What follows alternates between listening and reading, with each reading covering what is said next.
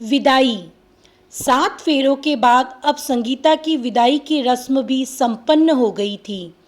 विवाह भवन अगले 3-4 घंटों में खाली करना था। इसीलिए लड़की पक्ष के मेहमान अब अपने अपने कमरों में अस्त व्यस्त पड़े कपड़ों और दूसरे सामानों को पैक करने में लगे थे। संगीता के पिता रमाकांत बाबू और माँ भगवती देवी मिठाई के डब्बे और तोहफे एक एक करके सारे मेहमानों को सधन्यवाद प्रदान कर रहे थे। अभी तक तो विवाह की तैयारियों की व्यस्तता में समय कट गया था, पर अब इकलौती पुत्री की विदाई के दर्द की चुभन माँ और पिता को महसूस होने लगी थी। रमाकांत बाबू की आंखें तो सूखने का नाम ही नहीं ले रही थी, पर भगवती देवी ने हिम्मत रख रखी थी। वो जानती थी कि अगर वो भी टूट गई तो रमाकांत बाबू को संभालना और भी मुश्किल होगा। फिर विवाह उपरांत का इतना सारा काम कैसे निपटेगा। सारे मेहमानों की विदाई के बाद अब बस रमाकांत बाबू के पारिवारिक मित्र ही सपत्नीक रह गए थे। उनकी ट्रेन देर रात की थी, इसीलिए विवाह भवन से वो रमाकांत बाबू के संग ही उनके घर आ गए। समधी जी का रमाकांत बाबू के फ़ोन पर कुछ देर पहले का मैसेज था कि बारात और बेटा बहू अच्छे से घर पहुंच गए हैं। संगीता बिटिया और उसके सामानों से कल तक भरा भरा लगने वाला घर आज एकदम खामोश सा हो गया था। माता पिता का बार बार मन तो कर रहा था कि वीडियो कॉल करके एक बार संगीता को देख ले, उससे बात कर ले, पर फिर लगता था कि अभी तो बिटिया के ससुराल में सारे लोग नई बहू के स्वागत में होने वाली रस्मों को निभाने में व्यस्त होंगे। तभी समधी जी के नंबर से रमाकांत बाबू के व्हाट्सएप पर वीडियो कॉल की घंटी बजी। रमाकांत बाबू की आंखें चमक उठी थी। जरूर संगू बिटिया से बात कराने के लिए समधी जी ने वीडियो कॉल लगाया होगा। भगवती देवी भी व्हाट्सएप कॉल की आवाज़ सुनकर पतिदेव के फ़ोन की स्क्रीन के सामने टकटकी लगाकर बैठ गई थी। समधी जी और समधन जी को मेरा प्रणाम। उधर से समधी जी रामेश्वर जी ने हाथ जोड़ते हुए कहा, हम सबका प्रणाम भी स्वीकार कीजिए रामेश्वर बाबू। अभिवादन के आदान प्रदान के पश्चात समधी जी थोड़े गंभीर हो गए थे। रमाकांत बाबू, दरअसल बहू ने हमें असमंजस में डाल दिया है।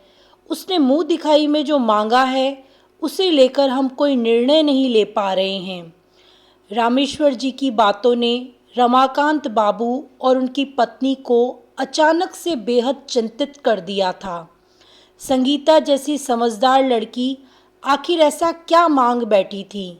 रमाकांत बाबू, दरअसल 2 दिनों के बाद आकाश और संगीता को हनीमून के लिए निकलना था, पर संगीता बिटिया जिद कर रही है कि घूमने फिरने के लिए वो बाद में कभी जाएगी, अभी तो वो अपने नए घर की रसोई संभालेगी। कहती है कहीं आने जाने के बजाय अपने नए परिवार के सारे सदस्यों के साथ कुछ समय आराम से रहना चाहती है। सास ससुर को अपने हाथों का बना खाना खिलाना चाहती है। अपने नए घर के कोने कोने को महसूस करना चाहती है। और तो और आकाश भी उसकी बातों से सहमत है। रामेश्वर जी बोलते बोलते भावुक हो गए थे। उधर चिंता में घुल रहे संगीता के माता पिता बेटी की बेहद प्यारी सी जिद पर फूले नहीं समा रहे थे। रमाकांत बाबू, हम बिटिया का ये आग्रह स्वीकार तभी करेंगे जब आप दोनों हमारा एक निवेदन मान लेंगे। रामेश्वर जी ने पुनः समधी और समधन जी को दुविधा में डाल दिया था। हाँ हाँ, आदेश कीजिए समधी साहब, क्यों ना कुछ समय के लिए आप दोनों भी यहाँ आ जाइए रहने को। जानता हूँ आप दोनों काफ़ी सिद्धांतवादी हैं।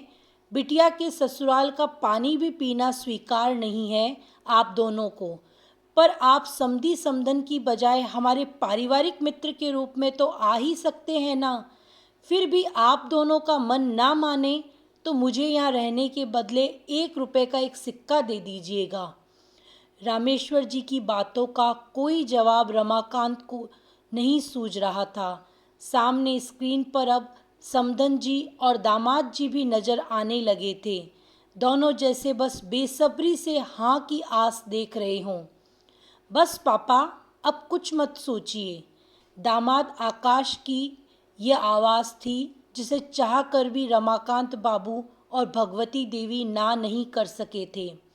रामेश्वर जी और उनकी पत्नी के चेहरे की खुशी देखते ही बन रही थी, पर स्क्रीन के एक कोने में चुपचाप खड़ी दिख रही संगीता की आंखों ने खुशी के आंसुओं को छिपाने से जैसे इनकार कर दिया था। पहले तो ऐसा मायका और अब ससुराल में ऐसे अनोखे परिवार को पाकर वह स्वयं को दुनिया की सबसे भाग्यशाली महिला समझ रही थी। दोस्तों, कहानी को अंत तक सुनने के लिए बहुत बहुत धन्यवाद। अगर आपको हमारी कहानी पसंद आई हो तो हमारे चैनल को लाइक, शेयर और सब्सक्राइब करना ना भूलें।